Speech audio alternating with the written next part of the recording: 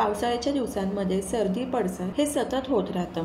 औषधं घेण्यापेक्षा अशा प्रकारे जर तुम्ही घरगुती फक्कड चहा जर बनवला तर सर्दी पडसापासून तुम्ही नक्कीच दूर राहताल। हा चहा आपण मसालेदार बनवलेला आहे आणि त्याचबरोबर तो गुळाचाही आहे, त्यामुळे तो आणखी पौष्टिक आहे। चहा बनवणं हे फारसं कठीण नाहीये। जर आपण प्रॉपर पद्धतीने चहा बनवला तर तो चहा अगदी चविष्ट लागतो। चला मग तर आपण गूळ घालून मसालेदार फक्कड चहा कसा बनवायचा हे पाहूयात। पण अशाच नवनवीन रेसिपी पाहण्यासाठी चटकदार बाय मोहिनीला सबस्क्राइब करायचं आहे आणि बेल आयकॉनवर क्लिक करायचं आहे, म्हणजे नवनवीन व्हिडिओज हे तुमच्यापर्यंत पोहोचू शकतील। चला मग तर चहा बनवायला सुरुवात करूयात।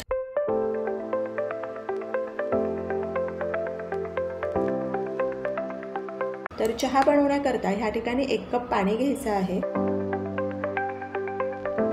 दालचिनीचा 1 तुकडा घालूया, 1 लवंग घालायची आहे आणि अद्रक किसून घालायचं आहे। अद्रक हे उष्ण असतं, जर घसा दुखत असेल तर अद्रकवाला चहा पिला तर लगेचच घशाला आराम मिळतो। आणि ह्या ठिकाणी गवती चहा घालायचा आहे। गवती चहा घातल्यामुळे चहाला खूप छान चव येते। 1 चमचा चहा पावडर घालायची आहे। तर ह्या ठिकाणी आपण 1 कप चहा बनवणार आहोत, त्यानुसार मी मेजरमेंट घेतलेले आहे। 1 हिरवी वेलची घालूयात आणि चहा उकळायला ठेवायचा आहे। चहाला एकदा उकळी आली की मंद आचेवर चहा आपण छान 2 ते 3 मिनिटाकरता उकळू देणार आहोत, की जेणेकरून सर्व खडे मसाले, गवती चहाचा फ्लेवर हा चहामध्ये छान उतरतो। साधारण 3 मिनिटाकरता चहा आपण छान उकळू दिलेला आहे।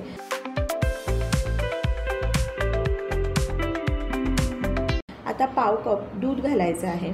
जर चहा घट्टसर हवा असेल तर ह्या ठिकाणी तुम्ही म्हशीचं दूध वापरलं तरी चालेल किंवा गाईचं दूधही वापरू शकता। दूध घातल्यानंतर गॅस हा मोठ्या आचेवर ठेवायचा आहे। 2 ते 3 मिनिटाकरता चमच्याने सतत चहा वर खाली करत राहायचा आहे। असं केल्यामुळे चहा अगदी फक्कड होतो। 2 मिनिटाकरता अशा प्रकारे चमच्याने छान ढवळून चहा उकळू दिलेला आहे। आता गॅसची फ्लेम ही मंद आचेवर ठेवायची आहे आणि मंद आचेवर 2 ते 3 मिनिटाकरता चहा छान उकळू द्यायचा आहे। तुम्ही पाहू शकता चहाला कलरही किती सुंदर आलेला आहे। आता गॅस बंद करायचा आहे। या ठिकाणी गुळाचा वापर करणार आहोत, त्यामुळे गूळ अगदी बारीक कापून घ्यायचा आहे आणि 1 चमचा गूळ घालायचा आहे। साखरेचा वापर करायचा असेल तर चहा उकळतानाच तुम्ही साखर वापरू शकता। चहा गाळून घेऊया। तर अशा प्रकारे तुम्ही चहा करून पहा। चहा चवीला तर फक्कड लागतोच, पण त्याचबरोबर तो सर्दी पडसं ह्यापासून आपल्याला दूर ठेवतो। आणि गरम गरम गुळावर चहा घातल्यामुळे गूळ लगेच विरघळला जातो। अगदी 1 ते 2 वेळा चमच्याने छान मिक्स करून घ्यायचा आहे। तर अशा प्रकारे आपला फक्कड मसालेदार गूळ घालून केलेला चहा तयार आहे। तुम्हीही या पावसाळ्यात अशा पद्धतीने चहा करून पहा आणि मला सांगा कसा वाटला ते।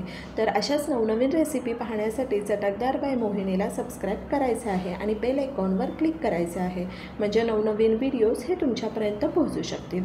आणि वेळात वेळ काढून तुम्ही माझी ही रेसिपी पाहिली तर त्यासाठी तुमचे खूप खूप खूप धन्यवाद। पुन्हा भेटूया अशाच एका नवीन रेसिपी बरोबर।